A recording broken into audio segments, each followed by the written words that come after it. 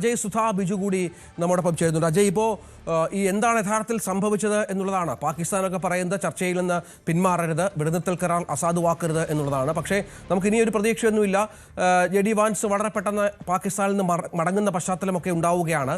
ഒരു തരത്തിലും തങ്ങൾ മുന്നോട്ട് വെച്ച് ഉപാധികൾ അംഗീകരിച്ചില്ല പാകിസ്ഥാൻ എന്നാണ് വാൻസ് വ്യക്തമാക്കുന്നത്. ഇനിയുള്ള അടുത്ത നടപടികൾ, പാകിസ്ഥാനാണല്ലോ ഇതിന് മധ്യസ്ഥ ശ്രമവും മറ്റും നടത്തിയത്, അവരെന്തെങ്കിലും ഇടപെടൽ നടത്തുന്നുണ്ടോ? മറ്റ് രാജ്യങ്ങൾ ഇതിനെ നോക്കിക്കാണുന്നത് എങ്ങനെയാണ്? ഇസ്രായേൽ ഈ വിഷയത്തിൽ എന്തെങ്കിലും പ്രതികരണം ഇതുമായി ബന്ധപ്പെട്ട് നൽകിയിട്ടുണ്ടോ? രഞ്ജിത്ത്, നിലവിൽ പാകിസ്ഥാന്റെ ഭാഗത്ത് നിന്ന് വന്നിട്ടുള്ള ഒരു പ്രസ്താവന എന്ന് പറയുന്നത് അവരുടെ ഉപപ്രധാനമന്ത്രിയായിട്ടുള്ള ഇഷാഖ് ദറിന്റെ ഭാഗത്തു നിന്നാണ്. അദ്ദേഹം നിലവിൽ വ്യക്തമാക്കിയിരിക്കുന്നത് ഈ വെടിനിർത്തൽ കരാറിൽ നിന്ന് ഇരു രാജ്യങ്ങളും, അതായത് അമേരിക്കയാണെങ്കിലും ഇറാനുമാണെങ്കിലും പിന്നോട്ട് പോകരുത് എന്നൊരു അഭ്യർത്ഥനയാണ് അദ്ദേഹം നിലവിൽ മുന്നോട്ട് വെച്ചിട്ടുള്ളത്.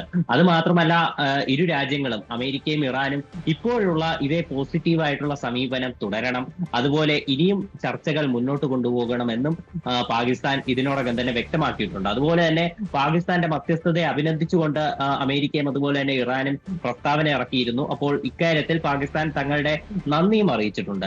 ഇതിൽ മറ്റ് അധികം ലോകരാജ്യങ്ങളുടെ പ്രതികരണങ്ങളൊന്നും നമുക്ക് നിലവിൽ ലഭ്യമായിട്ടില്ല. ഓസ്ട്രേലിയയുടെ ഭാഗത്തു നിന്ന് ഒരു പ്രതികരണം വരുന്നുണ്ട്. ഓസ്ട്രേലിയ ഇപ്പോൾ ഈ ചർച്ചകളിൽ ഒരു തീരുമാനമാകാതെ പിരിഞ്ഞത് നിരാശാജനകം എന്ന് തന്നെയാണ് ഓസ്ട്രേലിയയുടെ വിദേശകാര്യ വക്താവിന്റെ ഭാഗത്ത് നിന്ന് ലഭിച്ചിട്ടുള്ള ഒരു വിവരം എന്ന് പറയുന്നത്. ഇസ്രായേൽ ഇപ്പോൾ ഈ ചർച്ചകൾക്ക് ശേഷം പ്രതികരണമൊന്നും നടത്തിയിട്ടില്ല. കഴിഞ്ഞ ദിവസം രാത്രി ഇസ്രായേൽ പ്രധാനമന്ത്രി ബെഞ്ചമിൻ നെതന്യാഹുവിന്റെ ഭാഗത്ത് നിന്ന് ഒരു വീഡിയോ സന്ദേശം പുറത്തു വന്നിരുന്നു. അപ്പോൾ അതിലടക്കം ഇസ്രായേൽ ഇപ്പോഴും പ്രകോപനം തുടരുന്നത് നമുക്ക് കാണാൻ സാധിക്കും. അതായത് ഇന്നലെ ബെഞ്ചമിൻ നെതന്യാഹു പറഞ്ഞത് ഇറാൻ ഇപ്പോ ഇസ്രായേലിനെ ശ്വാസം മുട്ടിക്കാനായിട്ട് നിരന്തരം ശ്രമിച്ചുകൊണ്ടിരിക്കുകയായിരുന്നു. ഇപ്പോൾ ഞങ്ങൾ ഇറാനെയും അതുപോലെ തന്നെ അവരുടെ സഖ്യകക്ഷികളെയും തിരിച്ച് ശ്വാസം മുട്ടിക്കാൻ ശ്രമിക്കുകയാണ് എന്നാണ് ബെഞ്ചമിൻ നെതന്യാഹു ആ വീഡിയോ പോസ്റ്റിൽ വ്യക്തമാക്കിയത്. അദ്ദേഹം അത്തരം ഒരു വീഡിയോ സന്ദേശം മാത്രമല്ല, ഇറാന്റെയും അതുപോലെ തന്നെ ഈ ലെബനന്റെ അതുപോലെ യമൻ തുടങ്ങിയിട്ടുള്ള രാജ്യങ്ങളുടെ എല്ലാം ഒരു മാപ്പ് കൂടി വെച്ച് വിശദീകരിച്ചുകൊണ്ട് ഇസ്രായേലിന്റെ നിലവിലുള്ള സൈനിക നടപടി, അതുപോലെ ഇനി അത് എങ്ങനെയായിരിക്കും മുന്നോട്ട് കൊണ്ടുപോവുക, ഇത്തരം കാര്യങ്ങളെല്ലാം വിശദീകരിക്കുകയായിരുന്നു. ഇതിൽ അദ്ദേഹം, അതായത് ബെഞ്ചമിൻ നെതന്യാഹു എടുത്തു സൂചിപ്പിച്ച ഒരു പ്രധാനപ്പെട്ട കാര്യം എന്ന് പറയുന്നത് ഇറാനെതിരെയുള്ള സൈനിക നീക്കങ്ങൾ, സൈനിക നടപടികൾ അത് ഇനിയും തുടരും എന്നുള്ളതാണ്.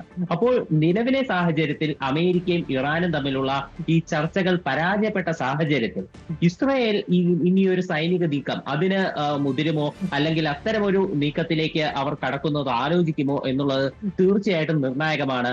അത് എല്ലാവരും ഒരു ആകാംക്ഷയോടെ ഉറ്റുനോക്കുന്ന കാര്യവുമാണ്. കഴിഞ്ഞ ദിവസവും ലെബനനിൽ ഇസ്രായേലിന്റെ വളരെ ശക്തമായിട്ടുള്ള ആക്രമണം ഉണ്ടായിരുന്നു. ആ ആക്രമണത്തിൽ ഏതാണ്ട് 13ഓളം പേർ കൊല്ലപ്പെട്ടു എന്നുള്ള വിവരങ്ങളും നമുക്ക് നിലവിൽ ലഭ്യമാകുന്നുണ്ട്. ഇപ്പോൾ നിലവിൽ ഇസ്രായേൽ ഇറാന് നേരെയുള്ള ആക്രമണങ്ങളെല്ലാം ഒഴിവാക്കി വെച്ചിരിക്കുകയാണ്. ഇപ്പോൾ ഈ ചർച്ച പരാജയപ്പെട്ട സാഹചര്യത്തിൽ അവർ ആക്രമണത്തിൽ ഇറാന് നേരെയുള്ള സൈനിക നീക്കത്തിൽ എന്ത് നിലപാടെടുക്കും എന്നുള്ളത് നമുക്ക് വ്യക്തമായിട്ടില്ല. ഇപ്പോ ഹോർമുസ് കടലിടുക്കുമായിട്ട് ബന്ധപ്പെട്ട വിഷയം അത് തന്നെയാണ് ലോകരാജ്യങ്ങളെ ഏറ്റവും കൂടുതൽ ഈ യുദ്ധത്തിലേക്ക് ആകാംക്ഷയോടെ ഉറ്റുനോക്കിപ്പിക്കാൻ ഒരു കാരണമായ ഒരു പ്രധാനപ്പെട്ട ഘടകം. അതിലേക്ക് വരാം.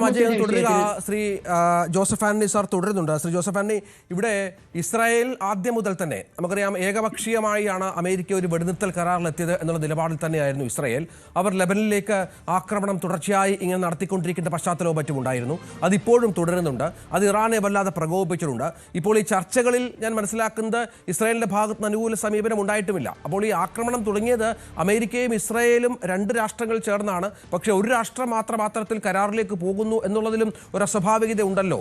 അതുപോലെ നേരത്തെ പറഞ്ഞ പോലെയുള്ള പല കാര്യങ്ങളിലും ഇറാൻ സമ്മതിക്കാതിരിക്കുന്ന പശ്ചാത്തലവും ഒപ്പം ഇറാന്റെ തുടർച്ചയായുള്ള വെല്ലുവിളികളും ഒക്കെ ഇതിനെ വല്ലാതെ ബാധിക്കുന്നുണ്ട്.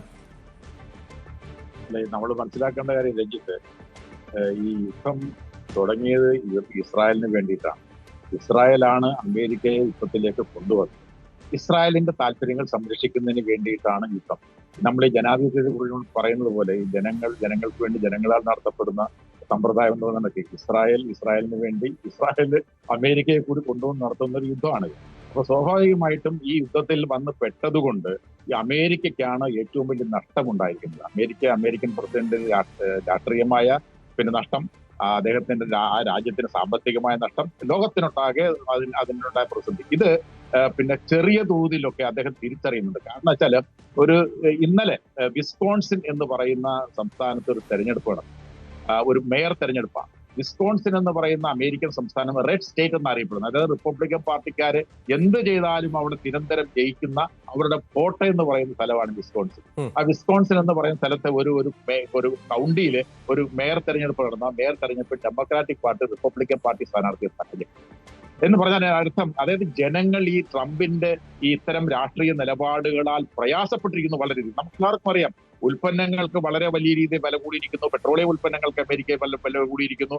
മാഗ എന്ന് പറയുന്ന അദ്ദേഹത്തിന്റെ മൂവ്മെന്റിൽ അദ്ദേഹത്തോടൊപ്പം നിന്ന ആളുകളെല്ലാം പലരും ഇദ്ദേഹത്തിനെതിരായി വന്നിരിക്കുന്നു. എന്ന് പറഞ്ഞാൽ ഈ എന്താണ് ഇസ്രായേലിന്റെ പ്രധാനമന്ത്രി ബെഞ്ചമിൻ നെതന്യാഹുവും അവിടുത്തെ മൊസാദ് എന്ന് പറയുന്ന രഹസ്യാന്വേഷണ വിഭാഗത്തിന്റെ മേധാവിയും അമേരിക്കയിൽ വന്ന് ഇദ്ദേഹത്തെ കണ്ട് ഇദ്ദേഹത്തെ ബോധ്യപ്പെടുത്തി, ട്രംപിനെ ബോധ്യപ്പെടുത്തി ഒരൊറ്റ ആഴ്ച കൊണ്ട് നമുക്ക് ഇറാന്റെ കാര്യം ശരിയാക്കി കിടക്കാം എന്ന് പറഞ്ഞ് അദ്ദേഹത്തെ ബോധ്യപ്പെടുത്തിയതിനു ശേഷമാണ് യുദ്ധത്തിന് പോയത്. നമുക്ക് എല്ലാവർക്കും അറിയാം. അല്ല സാർ, അവിടെ ചെലവുകൾ വല്ലാതെ കുതിച്ചുയർന്നത്, അതുമായി ബന്ധപ്പെട്ട കണക്കുകളൊക്കെ വന്നിരുന്നു.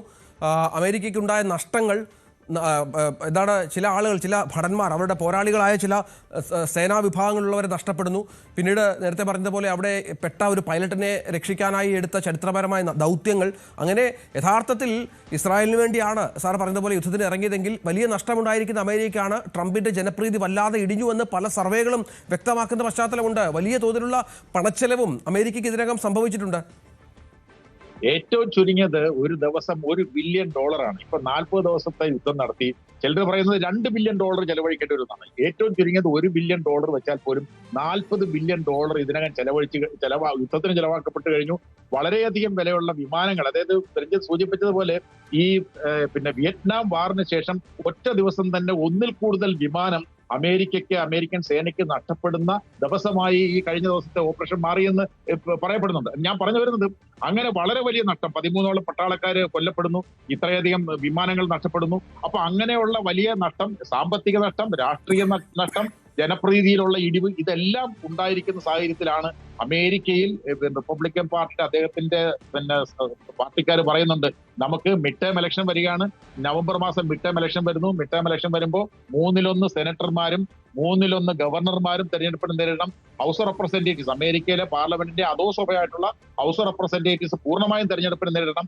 ഈ 2 സഭകളിലും ഇപ്പോൾ റിപ്പബ്ലിക്കൻ പാർട്ടിക്ക് ഭൂരിപക്ഷമുണ്ട്. എന്നാൽ ഈ ഈ നിലപാട് ഇത് തുടർന്നു പോയി കഴിഞ്ഞാൽ, അതായത് ഞാനൊരു യുദ്ധങ്ങളിലും പോവില്ല, ഞാൻ വിലക്കയറ്റം ഉണ്ടാക്കില്ല എന്നൊക്കെ പറഞ്ഞ് അധികാരത്തിൽ വന്നയാള് വിലക്കയറ്റം സൃഷ്ടിച്ചു, യുദ്ധങ്ങൾക്ക് നിരന്തരം പോയിക്കൊണ്ടിരിക്കുന്നു. അത് സ്വാഭാവികമായിട്ടും അദ്ദേഹത്തിനെ പിന്തുണച്ച ആളുകൾക്ക് വളരെയധികം ശത്രുത ഉണ്ടായിട്ടുണ്ട്. അതുകൊണ്ട് മിഡ് ടേം ഇലക്ഷനിൽ ഈ പരാജയപ്പെട്ട് കഴിഞ്ഞാൽ തീർച്ചയായിട്ടും നമ്മൾ രഞ്ജിത്തിന് അറിയാം എനിക്ക് തോന്നുന്നു. നമുക്കറിയാം 2 തവണയാണല്ലോ അമേരിക്കൻ പ്രസിഡന്റ് തെരഞ്ഞെടുപ്പിൽ ഒരാൾക്ക് മത്സരിക്കാൻ കഴിയുക, 2 തവണ പ്രസിഡന്റ് ആകാൻ കഴിയുക. 2ാമത്തെ തവണ പ്രസിഡന്റ് ആകുമ്പോൾ ഒരു സവിശേഷതയുണ്ട്. ആ സവിശേഷത എന്ന് പറയുന്നത്, 2ാമത്തെ തവണ പ്രസിഡന്റ് ആവുന്നയാള് ഈ മിഡ് ടേം ഇലക്ഷനിൽ അയാളുടെ പാർട്ടിക്ക്.